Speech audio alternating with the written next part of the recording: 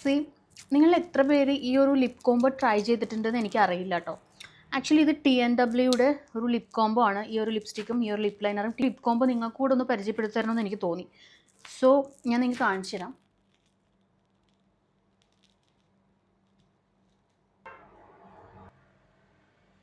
ഒരു darker brown ഷെയ്ഡാണ്. Lipstick apply ചെയ്ത് ഞാൻ കാണിച്ചു തരാം.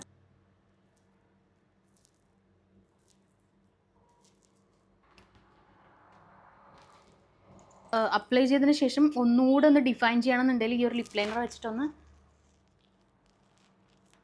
ഡിഫൈൻ ചെയ്ത് കൊടുക്കാം.